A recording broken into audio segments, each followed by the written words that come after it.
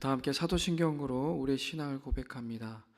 전능하사 천지를 만드신 하나님 아버지를 내가 믿사오며 그 외아들 우리 주 예수 그리스도를 믿사오니 이는 성령으로 잉태하사 동정녀 마리아에게 나시고 본디오 빌라도에게 고난을 받으사 십자가에 못 박혀 죽으시고 장사한 지 사흘 만에 죽은 자 가운데서 다시 살아나시며 하늘에 오르사 전능하신 하나님 우편에 하락이사 저희로서 산자와 죽은 자를 심판하러 오시리라.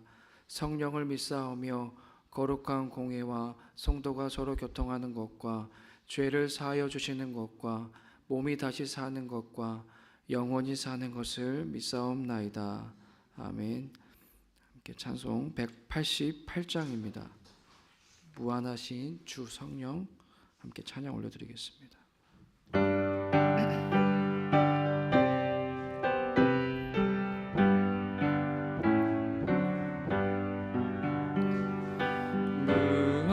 무한하신 주 성령 우리 얻은 성품에 생명빛을 주소서. 보혜 사시여 우리 죄를 씻으사 피곤한 자 힘주며 잃은 양 찾으소서. 보혜 사시여 우리 마음의 평안을 이슬같이 내리사 열매 맺게 하소서.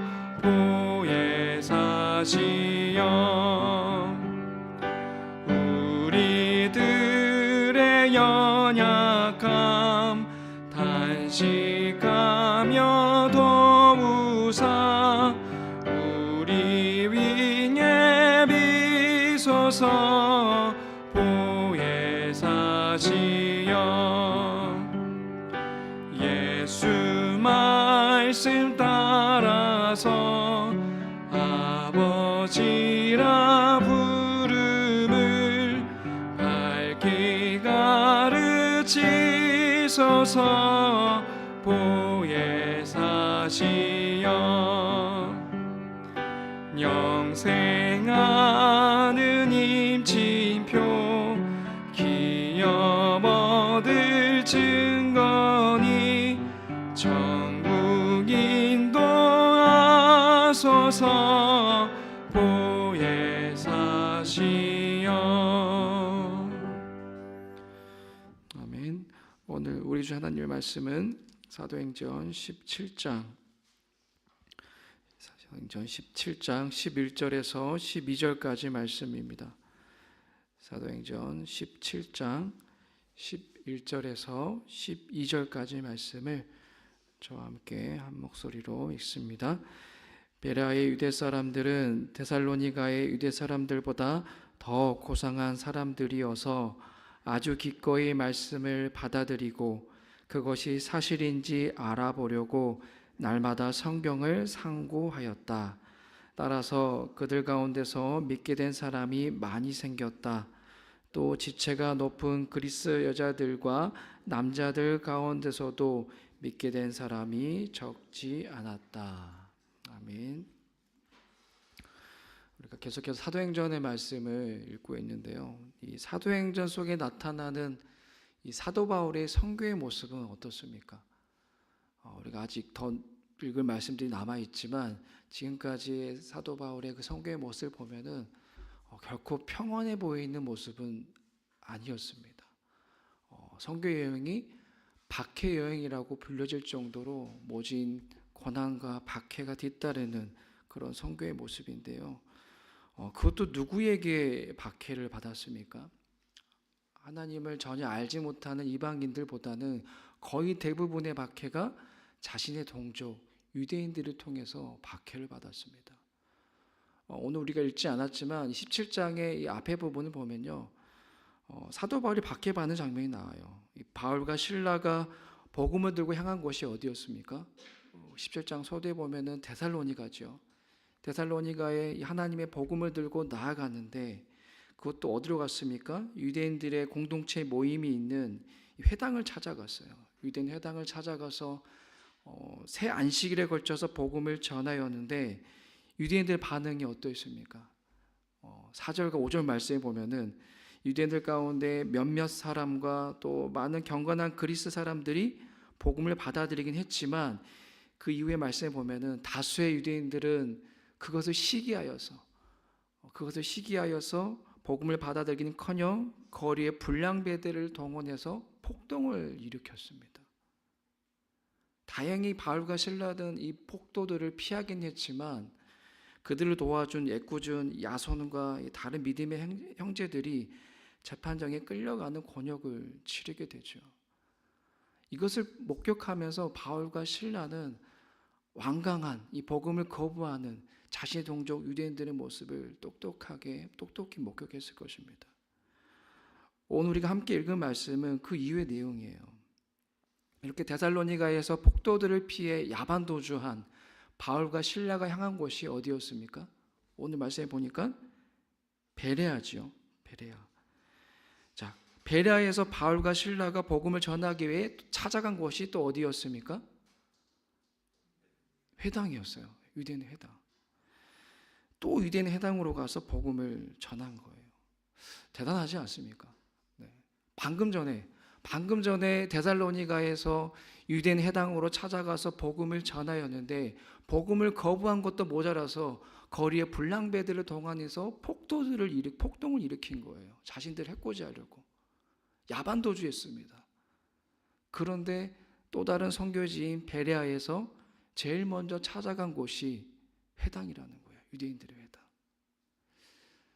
이거는 바울의 선교 원칙이기도 합니다. 바울은 자신이 선교지에 찾아갔을 때 제일 먼저 복음을 전하기로 한 곳을 자신의 동족 유대인에게 먼저 복음을 전하기로 했습니다. 이것은 자신의 선교 원칙인데 왜 그런 원칙을 세웠을까요?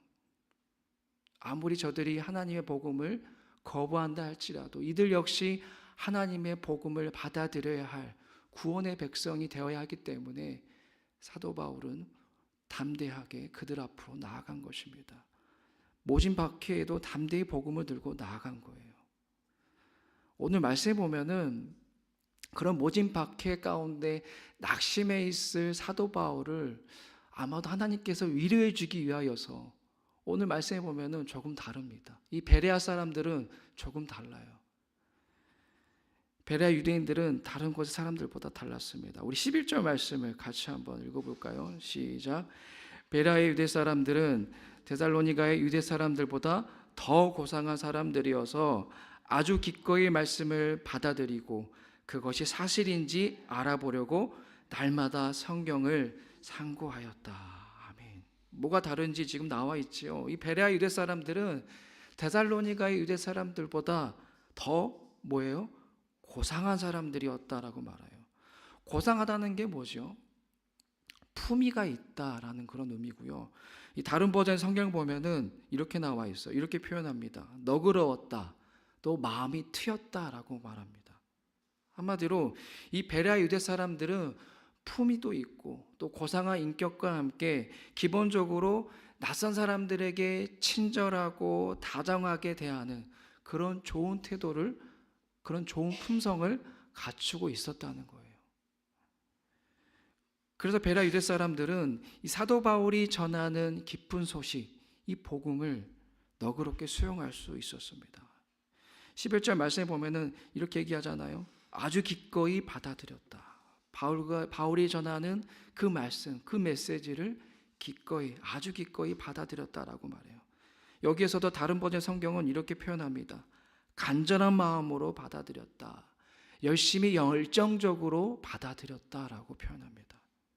그들의 마음이 너그럽고 그들의 품성이 그렇게 열려 있었기 때문에 마음이 트여 있었기 때문에 복된 소식을 아주 기꺼이 열정적으로 받아들였다라는 것입니다. 여러분, 하나님의 말씀에는 능력이 있습니다. 믿으십니까? 믿으셔야 됩니다. 말씀에는 능력이 있어요. 하지만 그 말씀이 능력이 되기 위해선 중요한 게 말씀을 받아들이는 우리들의 태도가 중요해요. 아무리 하나님의 말씀이 능력이 있다 하더라도 그 말씀을 받아들이는 우리가 완강하게 비판하거나 거부하게 되면은 말씀의 능력이 나타나지 않습니다. 말씀을 받아들일 때에 아멘으로 그 말씀을 마음에 새기며 그 말씀에 순종하는 마음으로 나아가는 자녀에게 놀라운 능력이 나타나는 것입니다. 베레아 유대인들도 그런 사람들이었어요. 바울이 전하는 그 복음의 메시지를 아멘으로 받아들였다는 것입니다. 그런데 중요한 것은 이들은 이 말씀을 무조건적으로 무비판적으로 받아들이지 않았어요. 11절 하반절에 보면 뭐라고 나와 있죠? 그것이 사실인지 알아보려고 날마다 성경을 상고하였다라고 말하죠. 지금 무슨 말입니까? 바울이 전하는 이 메시지가, 이 복음이 사실인지 아닌지 확인하기 위하여서 매일매일 성경을 연구했다는 거예요.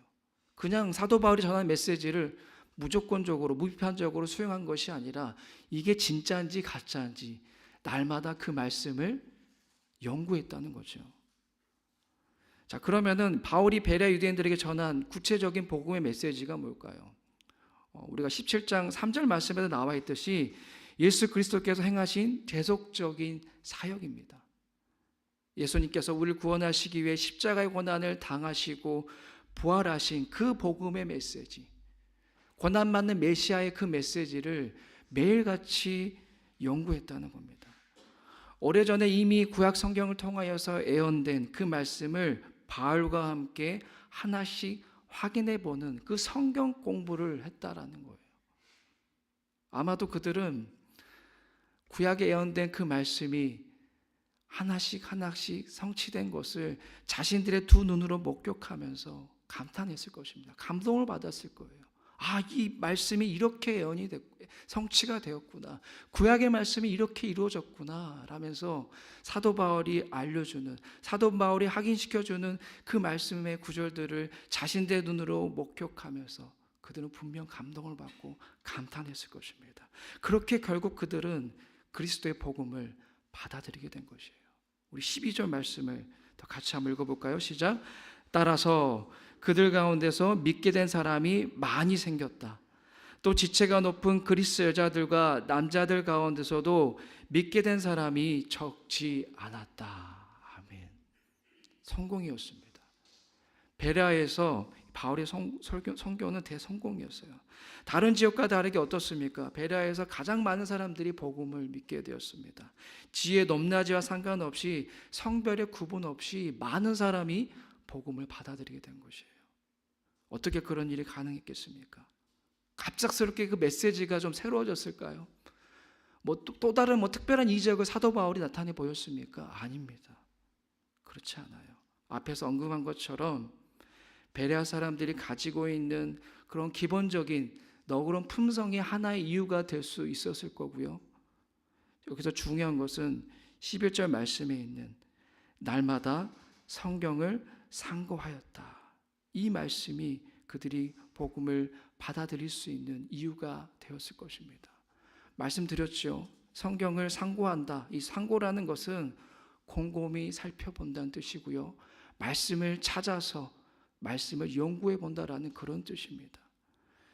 베레아 유대인들은 바울이 말한 대로 정말 예수 그리스도가 이 세상을 구원하시기 위한 메시아이신지, 정말 그런 분이 맞는지 직접 성경을 찾아보고 대조해보고 연구해 보았다는 것입니다. 그것을 날마다 했다라는 거예요.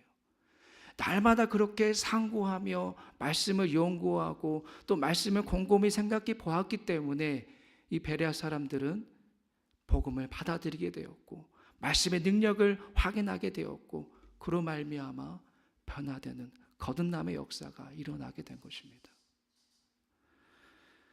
우리는 흔히 어떤 영적인 체험을 통해서만 구원이 일어나고 변화된 삶을 살아갈 거라고 생각할 때가 있어요. 물론 맞습니다. 극적인 영적인 변화와 영적인 체험을 통하여서 그런 놀라운 역사가 일어나기도 합니다. 하지만 오늘 우리가 주신 말씀을 통하여서 깨닫게 되는 것은 성경을 연구하면서도, 하나님의 말씀을 묵상하면서도, 그 말씀을 상고하면서도 그러한 변화가 일어난다라는 것입니다. 왜 그러겠습니까?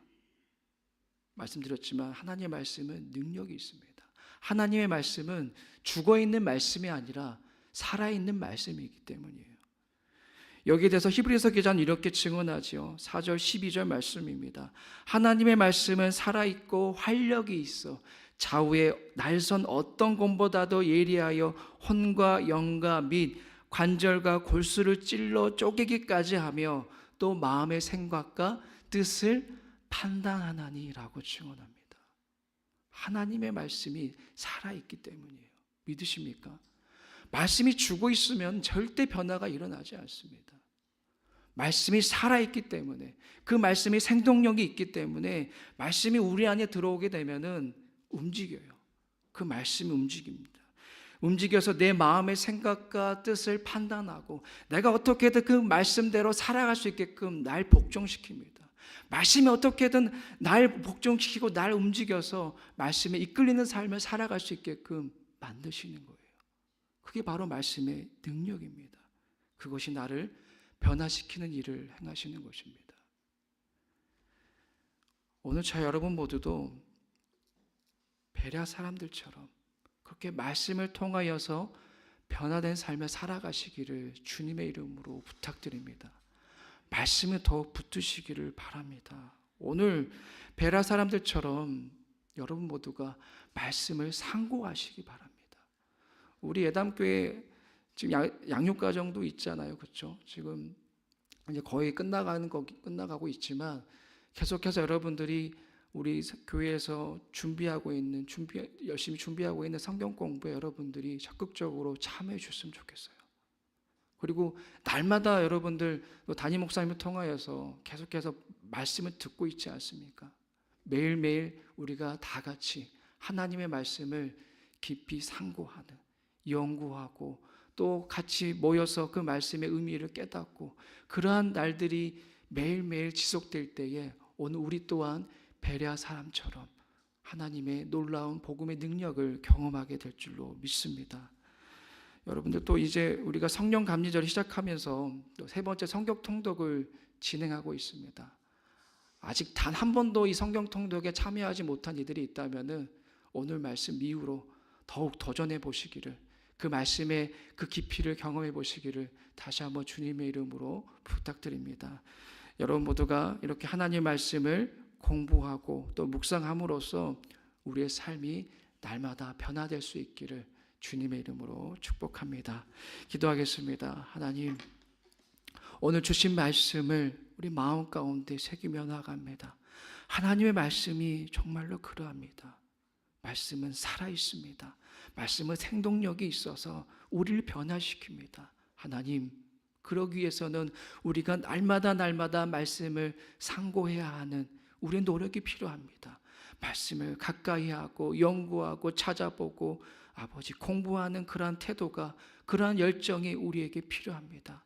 베레아 사람들이 그러한 마음의 열정을 가지고 하나님 말씀을 가까이 대하였을 때에 놀라운 삶의 변화가 일어난 것처럼 저희 역시도 날마다 하나님의 말씀, 그 살아있는 말씀을 가까이 함으로 말미암아 그 말씀의 능력을 받아서 아버지 변화된 삶을 살아갈 수 있는 우리 모두가 되게 하여 주옵소서. 살아계신 예수님의 이름으로 기도드리옵나이다. 아멘. 하늘에 계신 우리 아버지여, 이름이 거룩히 여김을 받으시오며 나라에 임하옵시며 뜻이 하늘에서 이룬 것 같이 땅에서도 이루어지이다.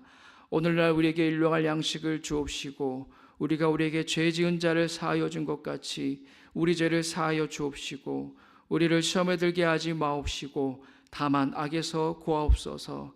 대개 나라와 권세와 영광이 아버지께 영원히 있사옵나이다. 아멘.